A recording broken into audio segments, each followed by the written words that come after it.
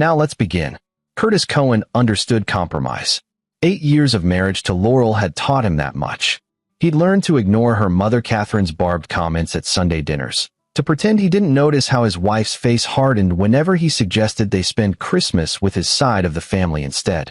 He'd accepted that his modest upbringing, a single mom, a 2-bedroom apartment in Queens, scholarships that put him through state college, would always be a mark against him in Catherine Kane's eyes. But he'd never compromised on his son. 6-year-old Ethan was the only pure thing in Curtis's life. The boy had his father's dark eyes and curious mind, always asking questions about how things worked, why the sky changed colors, where stars went during the day. Curtis saw himself in that wonder, remembered being that age before his own father died, before the world got complicated and cruel. The photography studio Curtis owned in Brooklyn had been struggling lately, but he told himself it was temporary. Commercial work paid the bills, corporate headshots, product shoots for startups, the occasional wedding. The artistic projects he actually cared about lived in a portfolio he rarely opened anymore. Laurel called it a hobby business, and Catherine never missed an opportunity to remind him that her daughter could have married Tyler Ashford, whose family owned half the real estate in Connecticut. Curtis had met Laurel at a gallery opening 7 years ago. She'd been 24, beautiful in that polished way wealthy women cultivated, laughing with friends in front of his photographs. He'd been exhibiting his work then, still believed he might make it as an artist. She'd approached him, seemed genuinely interested in his vision, his technique. They'd married within a year. He should have noticed the changes sooner. How Laurel grew colder after the wedding. How her mother's visits became more frequent, more invasive. Catherine had never approved of the marriage, had made it clear she considered Curtis a gold digger, though Laurel's trust fund remained locked tight under her mother's control. The prenup Catherine insisted on made that explicitly clear. In a divorce, Curtis would leave with nothing. Not the house they lived in, purchased with Catherine's money. Not custody of Ethan, whom Catherine's lawyers had made sure would stay with the more stable parent. Nothing. It was Tuesday, February 14th, when Curtis's world fractured. He'd been at the studio late, working on a shoot for a new restaurant in Williamsburg. The chef wanted moody, dramatic shots of his dishes, and Curtis had spent hours getting the lighting right. His phone buzzed around 8 p.m. A text from Audrey O'Connor, the neighbor who lived 2 doors down. "Curtis, I don't know what's happening, but you need to see this." The video loaded slowly. Curtis's hand shook as the image resolved. Ethan, his son, standing on the front porch in his Spider-Man underwear. No shoes. No jacket. The timestamp showed it was 8:02 p.m. The weather app on Curtis's phone read -12 degrees Fahrenheit. Ethan was banging on the door with small fists that had to be numb by now. Curtis could see his son's breath, could see him crying, could see the way his small body shook. How long had he been out there? Movement in the video. The curtain in the living room window pulled back.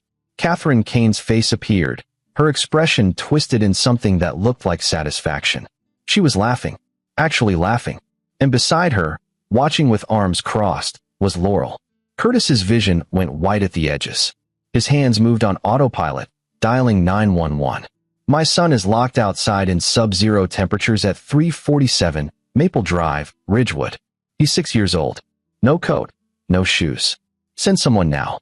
He gave them the details mechanically, already moving toward his car. The studio was 20 minutes from home. Too long. Ethan could die in 20 minutes. Curtis scrolled through his contacts as he ran, found a name he hadn't called in 3 years. Hector Duke. They'd grown up in the same Queens neighborhood, taken different paths after high school. Curtis had chosen college and cameras. Hector had chosen other things. "Curtis, it's been a minute." "Hector, I need you at 347 Maple Drive, Ridgewood. Right now? My son's in danger." "What kind of danger?" Curtis's voice cracked. "The kind that needs someone who doesn't give a fuck about laws." Silence. Then, "I'm 15 minutes out. Who am I dealing with?" "My wife. My mother-in-law. They locked my 6-year-old outside. It's 12 below zero. Hector, say no more. I'll handle it." Curtis drove like he was trying to kill someone. Himself, maybe, or the universe that had put his son in danger while he'd been adjusting aperture settings for artisanal pasta. He ran 2 red lights, took a corner so hard his tires screamed. His phone rang. Unknown number. "Mr. Cohen? This is Detective Raymond Cooley, Ridgewood Police." We got a call about your son. Is he okay? Is Ethan okay? He's safe. Paramedics are checking him out. But Mr. Cohen, who the hell did you send to your house? Curtis's heart hammered. What do you mean? We arrived to find your mother-in-law and wife zip-tied to your living room couch. Some guy, wouldn't give his name, disappeared before we could question him, apparently broke in, restrained them, and had your son wrapped in blankets with the heat cranked to 80. Left a note that said, "You're welcome," and was gone. Your neighbors saw a black motorcycle leaving the scene. Curtis pulled into his street. Police cars, an ambulance, neighbors clustered on lawns despite the cold. He abandoned his car in the middle of the road and ran. Ethan sat in the back of the ambulance, wrapped in thermal blankets, crying. When he saw Curtis, he reached out with both arms. "Daddy." Curtis grabbed his son, held him tight enough that Ethan squeaked in protest. "I've got you. I've got you. You're safe now." The paramedic, a woman named Josefina Mueller according to her name tag, touched Curtis's shoulder. "He's okay. Early stages of hypothermia, but we got him warm fast enough. He'll be fine. Another 10 minutes, though." She didn't finish the sentence. How long was he outside? Based on his core temperature and the neighbor's video timestamp, approximately 18 minutes. 18 minutes. Curtis looked at his house, saw Laurel and Catherine through the window, a female officer cutting the zip ties from their wrists. Catherine was screaming about something. Laurel's face was pale. "Mr. Cohen?" Detective Cooley approached, a stocky man in his 50s with steel gray hair. "We need to ask some questions about what happened here." Curtis met his eyes. "My wife and her mother locked my son outside in his underwear when it's 12 below zero. I called 911. That's all I know. And the man who restrained your family members? I don't know what you're talking about." Cooley studied him, then glanced back at the house. "Your wife claims your son had been misbehaving. Says she sent him outside for just a minute to teach him a lesson, and he must have locked himself out." Curtis felt something cold settle in his chest, colder than the February wind. "My neighbor has a video showing my mother-in-law watching him from the window, laughing. We've secured that video. We'll be investigating this as potential child endangerment." Cooley paused. "But Mr. Cohen, whoever your friend is, he committed breaking and entering assault. He saved my son's life." "That may be, but if we find him..." "Good luck with that," Curtis said quietly. The detective sighed. "Take your son to the ER. Get him checked out properly. We'll be in touch." Curtis carried Ethan to his car. As he buckled his son into the back seat, Laurel emerged from the house, Catherine right behind her. "Curtis, this is ridiculous." He was barely outside for a few minutes. Curtis turned. Whatever Laurel saw in his face made her stop mid-sentence. "Don't," he said. "Don't say another fucking word." Catherine stepped forward, all righteous indignation. "How dare you speak to my daughter that way? And sending some thug to assault us in our own home." "Your home," Curtis corrected. "Never mine, right, Catherine? You made sure of that. We could have you arrested." Curtis looked at this woman, this monster who'd laughed while his son froze, and felt something fundamental shift inside him. 8 years of swallowing her contempt, her cruelty, her casual destruction of everything he tried to build. 8 years of watching Laurel choose her mother over him, over their son. 8 years of compromise. No more. "Go ahead," Curtis said. "Call the police." "Oh wait, they're already here. And they have Audrey's video showing you laughing while my son begged to come inside." Catherine's face went rigid. Laurel grabbed her mother's arm. "Curtis, please, let's talk about this inside. I'm taking my son to the hospital. When I come back, both of you need to be gone. This is my house." Catherine shrieked. "Then you can explain to the police why you were in your house watching a child freeze to death." Curtis opened his car door. 18 minutes, Laurel. He was out there for 18 minutes. The paramedic said 10 more, and he might not have made it. He saw it then, a flicker of something that might have been guilt on Laurel's face. But Catherine was already talking, already spinning it. "He's being dramatic. The boy was fine. This is all an overreaction." Curtis got in his car and drove away. At the ER, while doctors examined Ethan, Curtis sat in the waiting room and made a list. Not on paper. He wasn't stupid enough to leave evidence. In his mind, he cataloged everything he knew about Catherine Kane and her daughter. Catherine controlled Laurel's trust fund, worth approximately $8 million. She controlled the house, the cars, everything. She sat on the boards of 3 charities, loved being seen as a philanthropist, thrived on her reputation as a society matriarch. Her husband, Laurel's father, had died 10 years ago, leaving everything to Catherine with the stipulation that Laurel received her inheritance at age 35, 3 years from now. Unless Catherine deemed Laurel unfit, then the money stayed under Catherine's control indefinitely. Curtis had always wondered why Laurel let her mother dominate every aspect of their lives. Now he understood. Catherine held the purse strings, and Laurel was terrified of being cut off. His phone buzzed. "Hector, heard the little man's okay." "Good." Curtis typed back. "Thank you. We square now. Don't call me again unless you're ready to finish what we started." Curtis stared at that message for a long time. What did finishing look like? A doctor emerged, pulling Curtis from his thoughts. "Mr. Cohen? Ethan's going to be fine. No permanent damage. We're keeping him overnight for observation, but his prognosis is excellent." Relief crashed over Curtis like a wave. "Can I see him?" "Of course." Ethan was propped up in a hospital bed, looking small and fragile in a room that smelled of antiseptic and fear. He was watching cartoons on the mounted TV, but his eyes were red-rimmed. "Hey, buddy." Curtis sat on the edge of the bed. "Daddy, I was so cold." "I know. I'm so sorry I wasn't there. I tried to be good. Grandma said I was being bad, that I needed to think about what I did. But I didn't do anything. I just asked if I could have more dessert." Curtis felt his jaw clench. "What happened then?" "Grandma got really mad. She said I was spoiled, that Mom spoiled me, that I needed to learn respect. She told Mom to put me outside. Mom said." Ethan's voice got very small. "Mom said okay. Did Mom look upset? Did she try to argue?" Ethan shook his head. "She just looked tired. Grandma does all the talking." Curtis smoothed his son's hair. "You didn't do anything wrong, Ethan. You understand that? Nothing that happened tonight was your fault. Is Grandma still mad at me?" "Grandma is never coming near you again. I promise you that." Curtis meant it. He didn't know how yet, but he meant every word. He stayed with Ethan until the boy fell asleep, then stepped into the hallway to think. His phone buzzed again. Another video from Audrey. "Curtis, I have more footage. My security camera caught the whole thing. Timestamp starts at 7:44 p.m. I think you need to see this." Curtis watched the video 3 times. 7:44 p.m. Catherine and Laurel in the living room, arguing about something. Catherine pointing at the ceiling, at Ethan's room probably. 7:46 p.m. Laurel going upstairs. 7:48 p.m. Laurel bringing Ethan downstairs, the boy in his pajamas. 7:49 p.m. Catherine talking to Ethan, her face angry. Ethan starting to cry. 7:50 p.m. Laurel stripping Ethan down to his underwear while Catherine watched. 7:51 p.m. Catherine opening the front door. Ethan backing away, shaking his head. 7:52 p.m. Catherine grabbing Ethan by the arm, dragging him to the door. 7:53 p.m. Ethan being pushed outside. The door closing. The lock turning. 7:54 p.m. to 8:11 p.m. Ethan banging on the door, crying, trying the handle. His movements getting slower, less coordinated. Catherine periodically checking the window, smiling.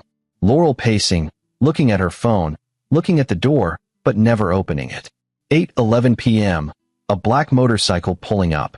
Hector Duke, though his face was covered, approaching the porch.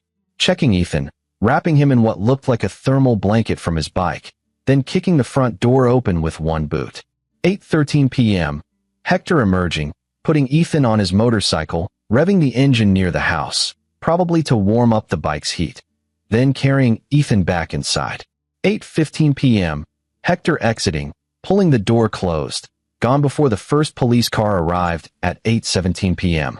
18 minutes of deliberate cruelty, all caught on camera.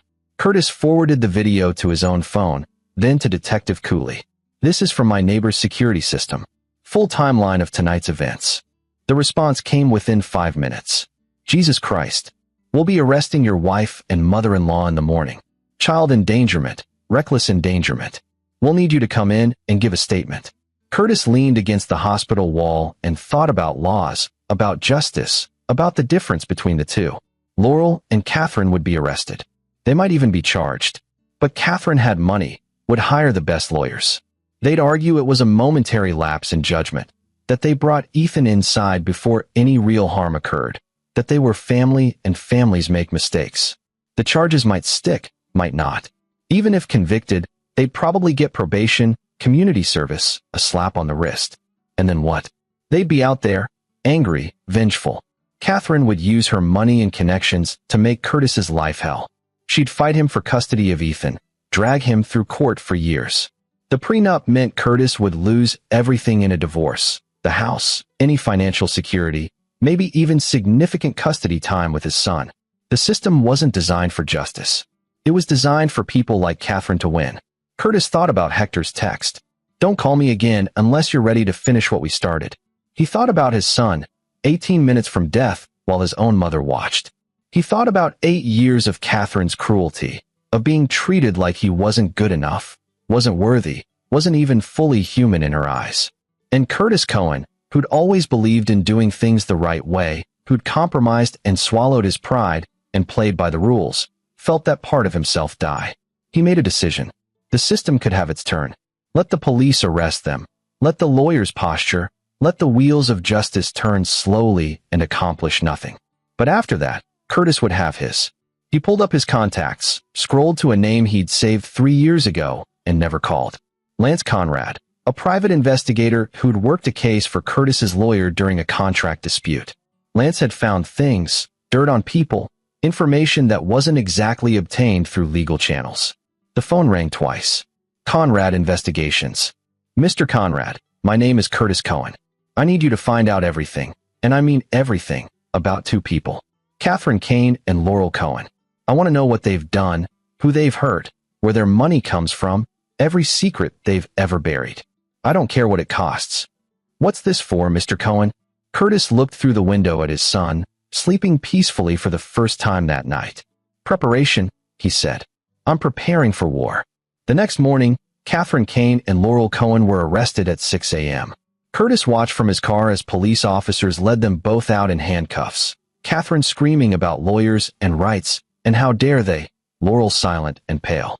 Audrey O'Connor stood on her porch, arms crossed, watching with grim satisfaction. She caught Curtis's eye and nodded once. They'd talked after Curtis returned from the hospital, Audrey explaining how she'd been taking out her recycling when she heard Ethan crying, how she'd seen him on the porch and immediately started recording. "I called you first," she'd said, "because I know how the system works. Police would take their time, and that boy didn't have time. I hoped you'd know someone who could act fast."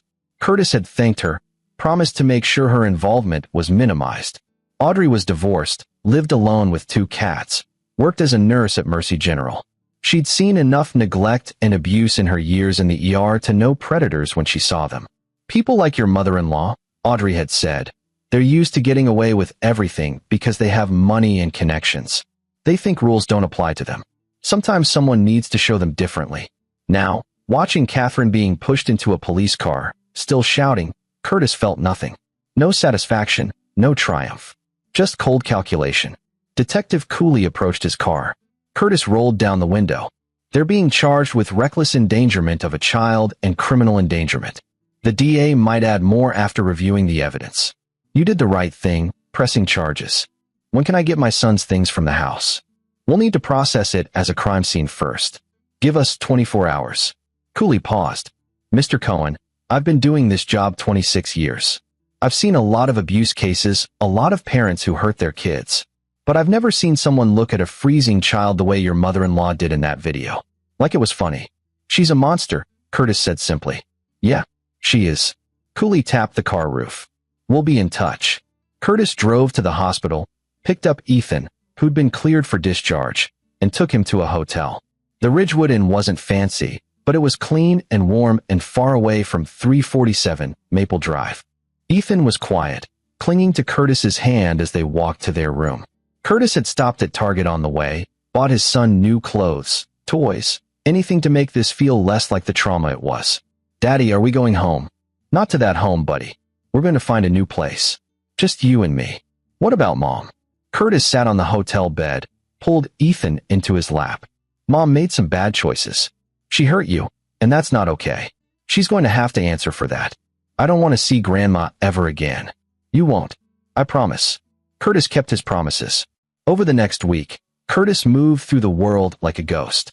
He hired a divorce lawyer, Ken Hurd, known for being ruthless and expensive. The prenup was ironclad. but Ken assured him they could fight for full custody based on the endangerment charges. With that video, no judge in their right mind is giving your wife custody, Ken said. Catherine Kane is toxic as hell, and your wife enabled her. We can make this work. Curtis also kept his appointment with Lance Conrad. The private investigator's office was in a nondescript building in Lower Manhattan, 3 flights up, no elevator. Lance himself was in his 50s, balding, with the tired eyes of a man who'd seen too much of humanity's ugly side. I looked into your situation, Lance said, gesturing for Curtis to sit. Your wife and mother-in-law made the news. Child endangerment case. That's why I need your help. You want dirt on them. I want everything. Lance opened a folder. I did some preliminary digging. Catherine Kane, née Catherine Ashford. Old money, Connecticut family. Married Douglas Kane 35 years ago. He died of a heart attack 10 years back. Left everything to her. She sits on boards, does charity work, very visible in society circles. What about things that aren't visible? Lance smiled, thin and knowing. Now we're talking. Catherine's first husband wasn't Douglas Kane. She was married at 19 to a man named Glenn Quinn. Marriage lasted 2 years, ended when Quinn disappeared. Never found. Declared legally dead after 7 years. Catherine inherited his family's money. They owned a textile business. Curtis leaned forward. Disappeared how? Boating accident, supposedly. They were out on Long Island Sound. Storm rolled in. Quinn went overboard. Catherine was the only witness. Coast Guard found the boat. Never found Quinn's body. You think she killed him? I think it's convenient. But that was 33 years ago. Hard to prove anything now. Lance flipped a page. After Quinn, Catherine laid low for a few years, then married Douglas Kane. He was older, wealthy, already had heart problems. Catherine was his nurse. Jesus. Gets better. Douglas changed his will 3 times in the 10 years they were married. Each time, Catherine got more, his kids from his first marriage got less. By the time he died, Catherine inherited everything. His children contested the will, claimed undue influence, but Catherine's lawyers crushed them. Curtis felt something dark and cold forming in his chest. What else? Laurel, your wife. Only child, spoiled rotten, 3 arrests as a teenager. All sealed juvenile records. All paid to go away. DUI at 16, assault at 17. Beat another girl so badly the girl needed reconstructive surgery, and possession with intent to distribute at 18. Catherine made all of it disappear. Assault. The victim was Tyler Ashford's younger sister, Melissa. Tyler was Laurel's boyfriend at the time. Melissa claimed Laurel attacked her out of jealousy, thought Melissa was flirting with Tyler.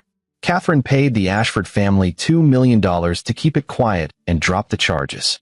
Curtis remembered Catherine's comments about Tyler Ashford, how Laurel could have married him. What happened to Tyler and Laurel? Tyler broke up with her after the assault. His family wanted nothing to do with the Kanes after that. Tyler married someone else, moved to California. I heard Catherine never forgave him for abandoning Laurel. Curtis rubbed his face. He'd married into a family of monsters and never knew it. There's more, Lance said. Catherine's charities, 3 of them. The Kane Foundation for Children's Welfare, the Ashford Kane Arts Initiative, and the Douglas Kane Memorial Scholarship Fund. I had an accountant friend look at their public filings. The foundations take in about $5 million a year in donations. Maybe 10% actually goes to charitable work. The rest? Administrative costs, salaries, events. Catherine pays herself $400,000 a year as director of the children's charity. That's legal, unfortunately. As long as some money goes to the actual cause, nonprofits can pay administrators whatever they want. It's a scam, but it's an allowed scam. Catherine uses the foundations to maintain her social status, gets tax write-offs, and pays herself a fortune for doing basically nothing. Curtis thought about Catherine laughing while Ethan froze, about Laurel standing there watching. He thought about the prenup designed to trap him, about 8 years of being treated as less than human. Can any of this be used against them legally? The foundation stuff, maybe. I'd need to dig deeper, but if there's actual fraud, like if she's funneling money to shell companies or claiming fake expenses, we could report it to the IRS. That's a federal crime. Lance paused. But Mr. Cohen, you didn't hire me just for legal dirt, did you? No. Then let me be clear. I find information. What you do with it is your business.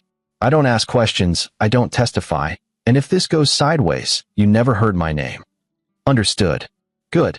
Lance pulled out another folder. I'll keep digging.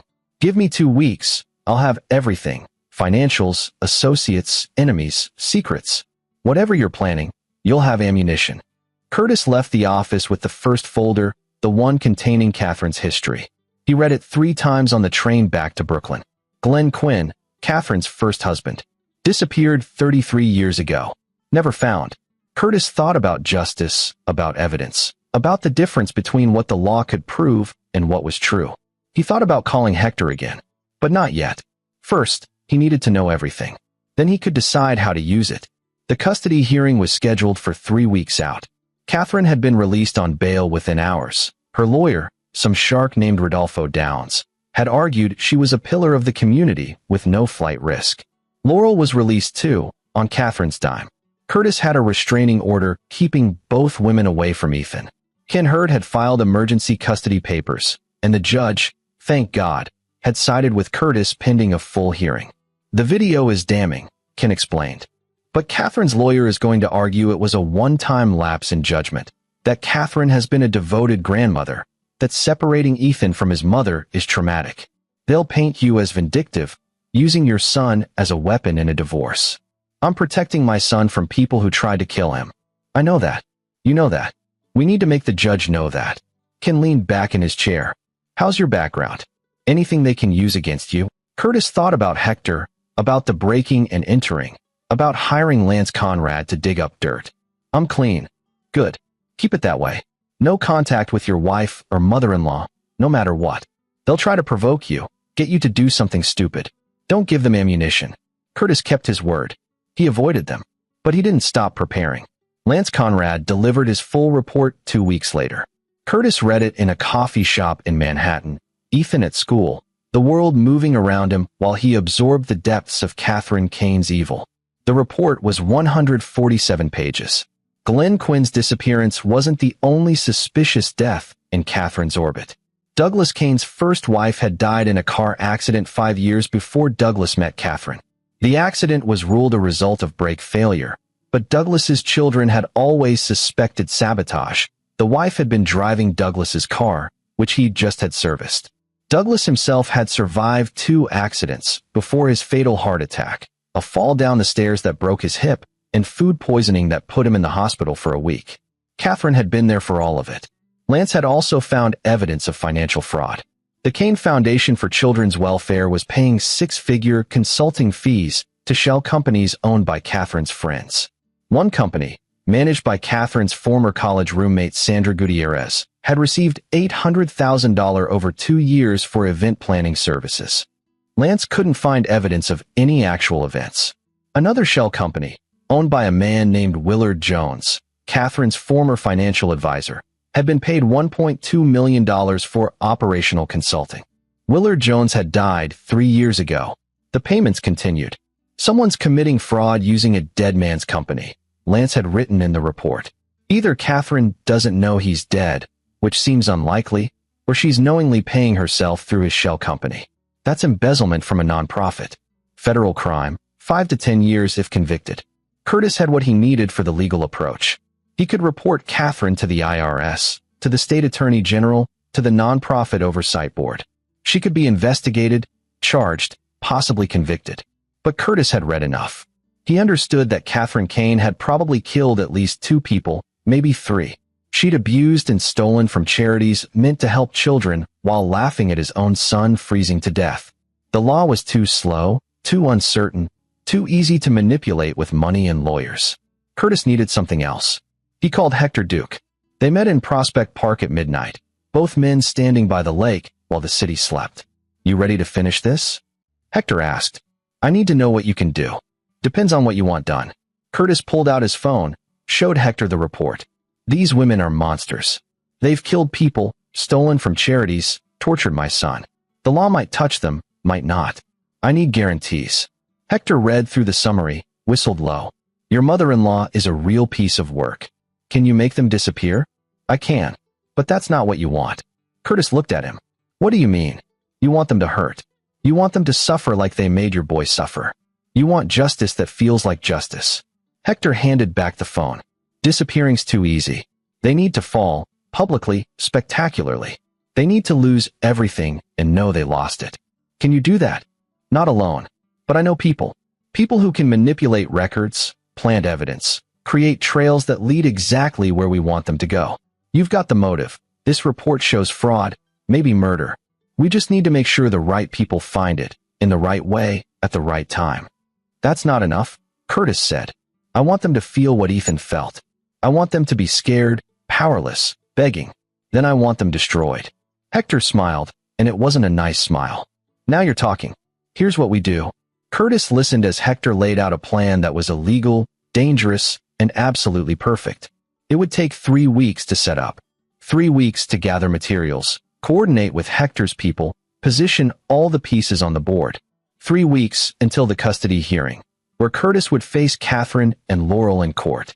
3 weeks until Curtis Cohen stopped being the man who compromised and became the man who burned it all down.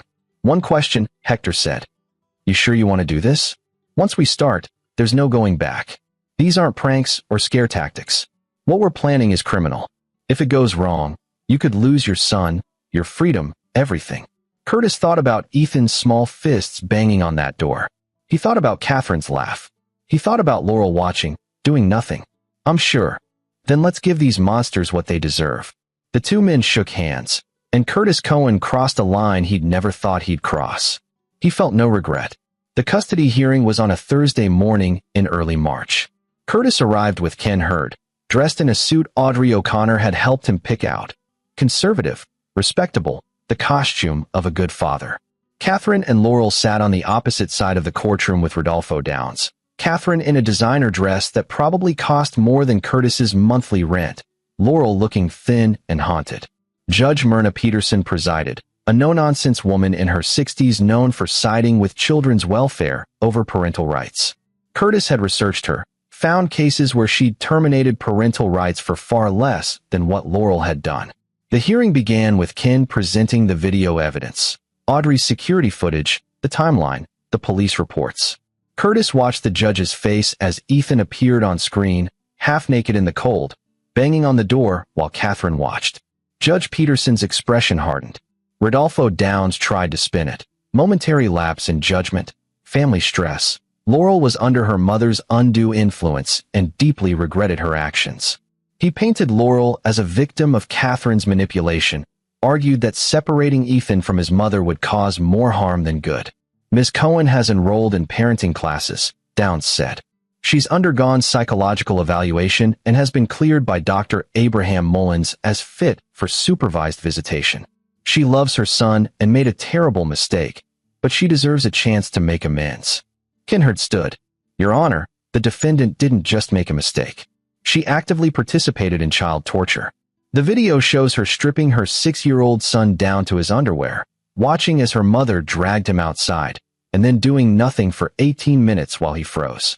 The paramedics testified that another 10 minutes, and this child could have died. This wasn't a momentary lapse. It was deliberate, prolonged cruelty. Judge Peterson looked at Laurel. Ms. Cohen, do you have anything to say? Laurel stood, her voice shaking. Your Honor, I was scared of my mother. I know that's not an excuse, but it's the truth. She controlled everything. My money, my house, my life. When she told me to put Ethan outside, I thought she'd let him back in after a minute. I didn't know she'd lock the door. I tried to argue, but she. The video shows you pacing. Judge Peterson interrupted. You had a phone. You could have called for help. You could have opened the door yourself. Why didn't you? Laurel's face crumpled. I don't know. I was scared. I was stupid. I'm so sorry. Catherine stood then, imperious and cold. Your Honor, I take full responsibility for what happened. I was the one who made the decision. My daughter was simply following my guidance, as she always has. I believed the child needed discipline, and I miscalculated the severity of the weather. It was wrong, and I accept the consequences. Curtis felt rage course through him. Catherine was still trying to control the narrative, still trying to protect Laurel by taking sole blame. Judge Peterson looked unimpressed. Mrs. Kane, you're not a party to this custody hearing. Your acceptance of responsibility is noted, but this court is concerned with whether Ms. Cohen is fit to parent her child. She is, Catherine insisted. With proper supervision, with my guidance removed from the equation, Laurel is a loving mother. Your guidance nearly killed a child, the judge snapped. Sit down, Mrs. Kane. The hearing lasted 4 hours. Curtis testified about Ethan's condition, about the hospital stay, about the nightmares his son now had. He testified about 8 years of Catherine's control, about Laurel's inability to stand up to her mother, about his fears for Ethan's safety. Audrey O'Connor testified as well, describing what she saw, the horror of watching a child freeze. Detective Cooley testified about the investigation, about Catherine's complete lack of remorse when first questioned. Dr. Mueller, the paramedic, testified about hypothermia, about how close Ethan had come to permanent injury or death. By the end, Curtis saw the judge's decision in her eyes before she even spoke. I've presided over many difficult cases, Judge Peterson said, but I have rarely seen such clear evidence of parental unfitness. Ms. Cohen, you endangered your child's life through inaction and poor judgment. Whether you were under your mother's influence or not, you had a duty to protect your son, and you failed catastrophically. Laurel was crying. Catherine sat stone-faced. I am granting Mr. Cohen full physical and legal custody of the minor child, Ethan Cohen. Ms. Cohen, you will be allowed supervised visitation only, pending completion of court-ordered therapy and parenting classes. These visits will be supervised by a court-appointed monitor, not by any family member. If you show genuine progress, we can revisit the arrangement in 6 months. Kinhard squeezed Curtis's shoulder. They'd won. Furthermore, the judge continued, I am recommending that the district attorney's office pursue criminal charges against both Ms. Cohen and Mrs. Kane to the fullest extent of the law. This court finds clear and convincing evidence of child endangerment, and both women should face criminal consequences. Catherine stood. Your Honor, I must object. You have no standing to object, Mrs. Kane. This hearing is concluded. Curtis walked out of the courtroom with his son's custody secured and his ex-wife in tears. It should have felt like victory. It did, partially. But Curtis knew this was just the opening move. The real game was about to begin. That night, Phase 1 of Hector's plan launched. Curtis was home with Ethan, reading him a bedtime story, when his phone buzzed. A text from an unknown number. It's done. Curtis waited until Ethan was asleep, then checked the news. Breaking. Federal investigation launched into Kane Foundation for Children's Welfare. The article detailed an anonymous tip to the IRS about financial irregularities at Catherine Kane's flagship charity. Documents had been leaked showing shell company payments, missing funds, falsified expense reports. The IRS had issued a statement. We are investigating allegations of fraud and embezzlement. This is an ongoing investigation, and we cannot comment further at this time. Curtis smiled. Lance Conrad had prepared the documents. Hector's people had leaked them to the right journalists, the right investigators, with enough evidence to trigger a formal inquiry. Catherine Kane's perfect reputation was beginning to crack. The next morning, Catherine's face was on the news.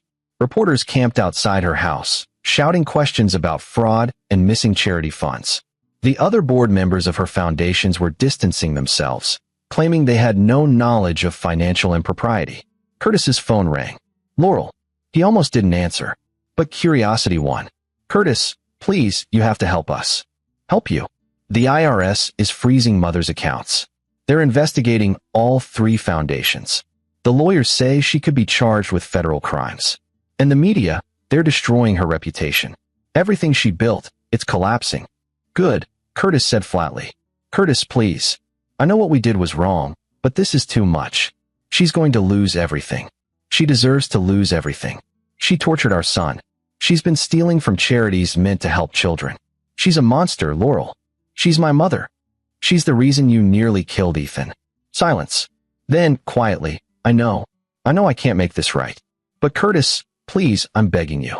If there's any mercy left in you, any memory of what we used to be, help us. Curtis thought about mercy. He thought about Catherine's laugh, about Ethan's frozen hands, about 8 years of being treated like dirt. No, he said. You made your choice when you stood there and watched. Now live with it. He hung up. Over the next week, the investigation intensified. The IRS found more irregularities. Catherine had been paying herself through dead people's shell companies for years. The total embezzlement was estimated at over $3 million. State prosecutors announced they were filing criminal charges. Catherine's lawyers, The best money could buy, couldn't stop it. The evidence was too clear, too damning. And Curtis watched it all unfold, knowing this was only the beginning. Hector called. Ready for phase 2? What's phase 2? Making them feel what your boy felt. Fear. Helplessness. Cold. Curtis remembered his promise to Ethan. Grandma is never coming near you again. He thought about justice, about proportionality, about the line between revenge and righteous fury. Tell me the plan, Curtis said. Hector did. It was cruel. It was illegal. It was perfect. Do it, Curtis said. Catherine Kane had lived in her mansion in Ridgewood for 15 years. It was her sanctuary, her fortress, the symbol of her wealth and power. On a Tuesday night in late March, that changed. Curtis had an alibi. He was at a school play with Ethan, dozens of witnesses, time-stamped photos. He was nowhere near Ridgewood when it happened. Hector's team was professional. They waited until Catherine and Laurel were both home, until the lights went out, until the house was dark and quiet. Then they cut the power. Catherine woke to darkness and silence.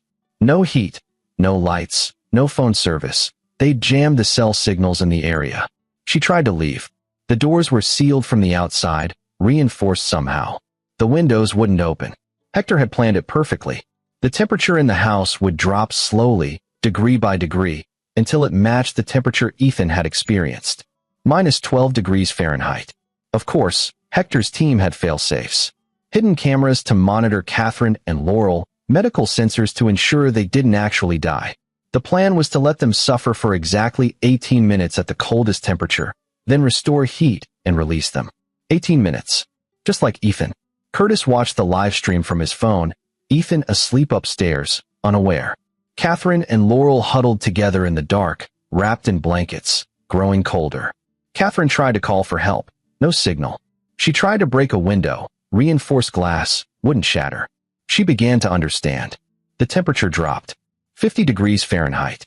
40 degrees Fahrenheit. 30 degrees Fahrenheit. Laurel was crying, begging her mother to do something. Catherine, for the first time Curtis had ever seen, looked scared. 20 degrees Fahrenheit. 10 degrees Fahrenheit. 0 degrees Fahrenheit. They were shaking now, teeth chattering, skin turning pale. -12 degrees Fahrenheit. Hector's voice came through Curtis's phone. Temperature reached. Starting 18-minute timer. Curtis watched Catherine Kane experience powerlessness. He watched her claw at the doors, scream for help that wouldn't come, wrap herself around her daughter, trying to conserve warmth. He watched her break. At minute 15, Catherine was sobbing, begging God for mercy. At minute 18, the heat kicked back on. The doors unlocked. The cell signal returned.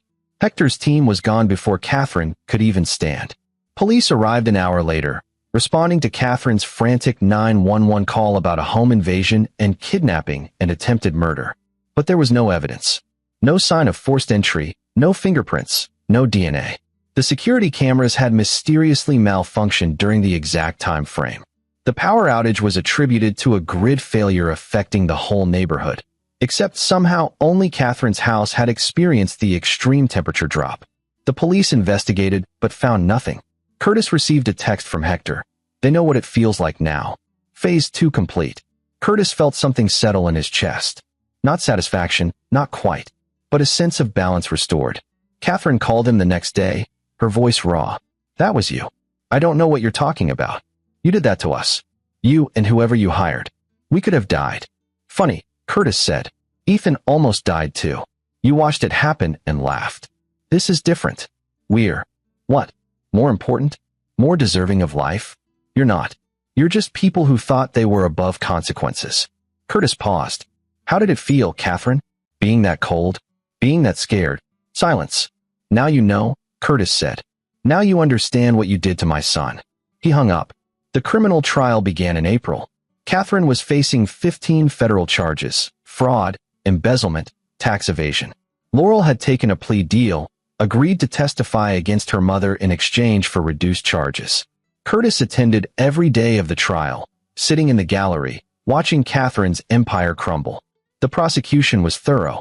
They presented evidence of shell companies, falsified documents, stolen funds. They called witnesses, former board members who testified about Catherine's financial control, donors who'd been lied to, children's charities that never received the money Catherine claimed to have distributed. Lance Conrad's research had been invaluable. Every piece of dirt, every secret, it all came out. The defense tried to paint Catherine as a confused, elderly woman who'd made accounting errors, who trusted the wrong advisors. But the jury saw through it. On the 15th day of trial, Catherine Kane was found guilty on all counts. Curtis was there when the verdict was read. He watched Catherine's face go white, watched her collapse into her chair. Sentencing was set for 2 months later. In the meantime, Catherine lost everything. Her assets were frozen, her house seized, her foundations dissolved. The board she'd sat on for decades asked for her resignation. The society friends who'd once courted her favor now crossed the street to avoid her. Laurel, as part of her plea deal, had to testify about her mother's crimes. She admitted to knowing about the fraud, to helping cover it up, to being complicit in Catherine's schemes. Mother and daughter turned on each other completely. Curtis received supervised visitation reports about Laurel's time with Ethan. The court monitor noted that Laurel seemed disconnected and depressed, that she cried during visits, that Ethan was uncomfortable around her. After 6 weeks, Laurel stopped requesting visitation altogether. She called Curtis one last time. "I'm leaving," she said. "I can't do this anymore. The trial, the media, what you did to us in the house, I can't. I'm taking my plea deal, serving my 6 months, and then I'm gone. I'm leaving New York, maybe leaving the country. I don't want custody of Ethan. I don't want anything. What about your son? He's better off without me. We both know that." Her voice broke. "You win, Curtis. You destroyed us. I hope it was worth it." "It was," Curtis said, and meant it. Laurel hung up. Curtis never heard from her again. Catherine's sentencing arrived in June. Curtis brought Ethan to school, then drove to the courthouse alone. The courtroom was packed. Media, prosecutors, people from the charities Catherine had stolen from. Judge Arturo Acevedo presided, a stern man known for harsh sentences in fraud cases. Catherine stood for sentencing, looking 20 years older than she had 4 months ago. Prison awaiting trial had not been kind to her. "Mrs. Kane," Judge Acevedo said, "you were entrusted with the care of vulnerable children through your charitable work. Instead of helping them, you stole from them. You defrauded donors, embezzled millions, and lived a life of luxury built on lies. You showed no remorse, no conscience, no mercy." Catherine's lawyer tried to argue for leniency. Catherine was 63, had no prior record, was unlikely to reoffend. The judge was unmoved. "I am sentencing you to 12 years in federal prison, with restitution of $3.2 million to the defrauded charities. You will serve a minimum of 10 years before being eligible for parole." Catherine collapsed. Her lawyer caught her, but she was wailing, screaming about how this was unfair, how she'd been set up. Curtis watched her being led away in handcuffs, still protesting, still refusing to accept responsibility. He felt nothing but cold satisfaction. Outside the courthouse, reporters tried to interview him. Curtis declined. He had nothing to say to them. He drove back to Brooklyn, to the new apartment he'd rented, small but comfortable, in a good school district, far from the memories of Ridgewood. Ethan was there with his babysitter, Jasmine Pearson, a kind woman in her 20s who Ethan adored. "How'd it go?" Jasmine asked. "It's over," Curtis said. "It's finally over." But it wasn't.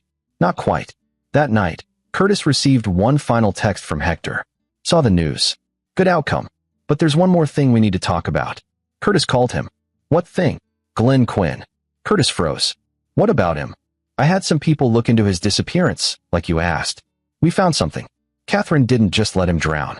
She drugged him first, sleeping pills in his drink, then pushed him overboard. "We found a witness, guy who worked at the marina where they launched from. He saw Catherine arguing with Quinn right before they went out, saw her putting something in a thermos she brought on the boat.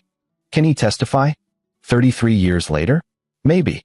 But here's the thing, the body was never found. Without remains, without physical evidence, it's just an old man's word against a convicted felon. Prosecutors might not even take the case." Curtis thought about it.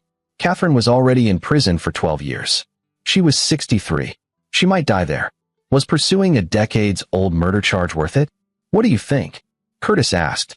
"I think," Hector said slowly, "that sometimes the system does enough. She's locked up, her life is over, her reputation destroyed. Maybe that's justice enough." Curtis considered.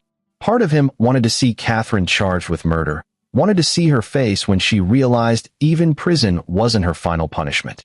But another part, the part that had to think about Ethan, about building a new life, about moving forward, wanted to be done with the Canes forever. Let it go, Curtis decided. She's in prison. That's enough. You sure? Yeah, I'm sure. All right. Then we're square. You need anything else, you know how to reach me. But Curtis, you did good. You got justice for your boy. Most people never get that. Thanks, Hector. For everything. They hung up. Curtis sat in his apartment, Ethan sleeping peacefully in the next room, and felt the weight of 4 months lift from his shoulders. He'd destroyed the people who hurt his son. He'd done it thoroughly, ruthlessly, effectively. And now it was time to rebuild. 6 months later, Curtis's life looked completely different. The divorce was finalized. Laurel had signed away all parental rights from prison, where she was serving her sentence for aiding Catherine's fraud. She'd be out in 3 months, but had made it clear she wanted no contact with Curtis or Ethan. Curtis had full custody, full control of his life for the first time in 8 years. His photography business was thriving. Turned out that being featured in news stories as the father who fought back had given him unexpected publicity. People wanted to hire him, wanted to support him. He'd started taking artistic commissions again, was even being courted by a gallery in Chelsea. Ethan was doing better too. The nightmares had faded. He'd started therapy, play therapy with a trauma specialist named Dr. Elaine Howard, and was making real progress. He still asked about his mother sometimes, but less and less. When he did, Curtis was honest. Your mom made bad choices. She's trying to get better, but she needs to do that away from us. Ethan seemed to accept that. Curtis had also started dating.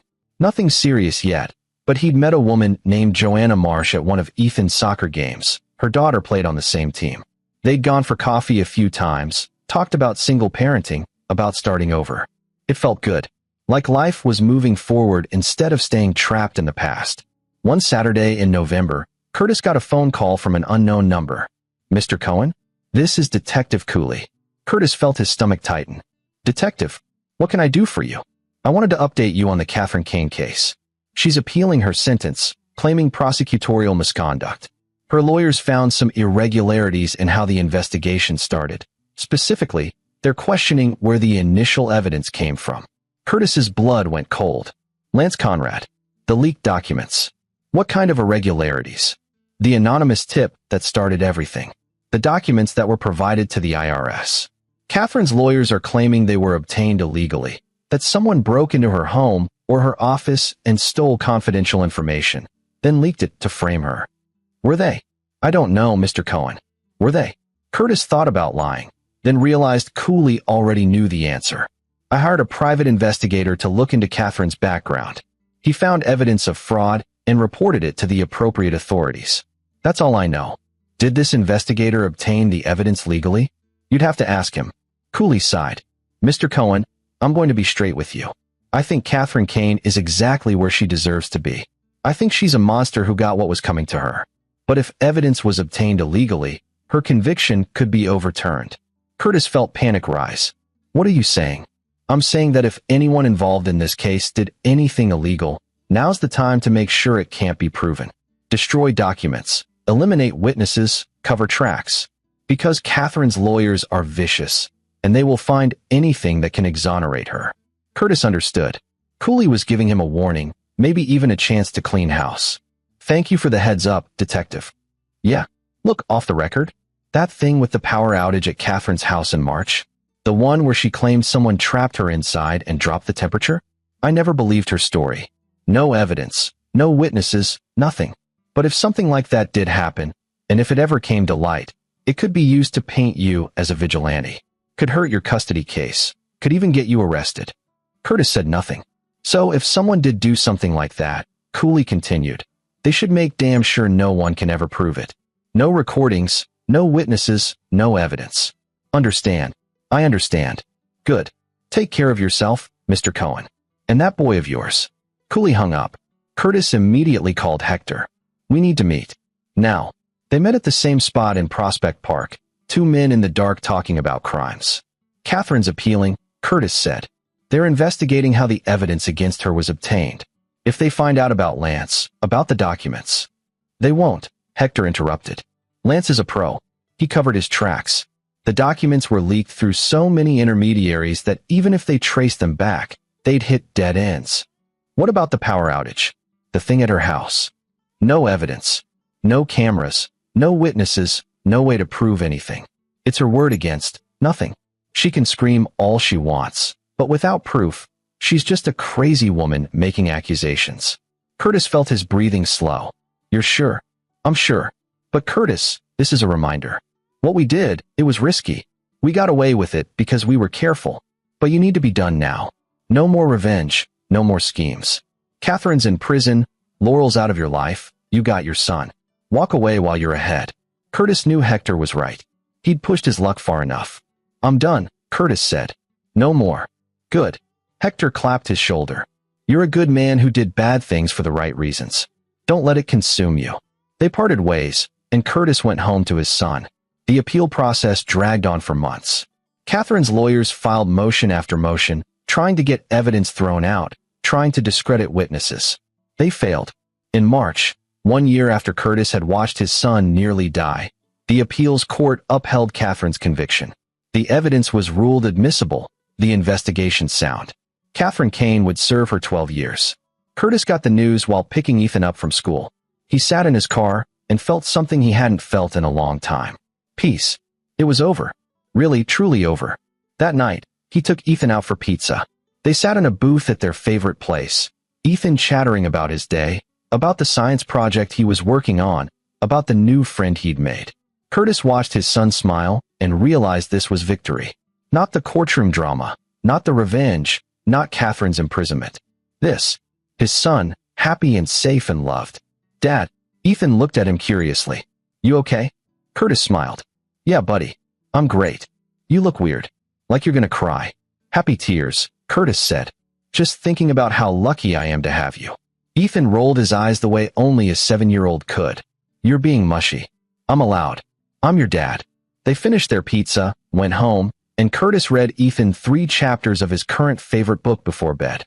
As he was leaving the room, Ethan called out, Dad? I'm glad it's just us. You and me. Curtis turned back. Me too, kiddo. Me too. He closed the door and stood in the hallway, feeling the weight of the past years settle into memory. He'd done terrible things. Illegal things.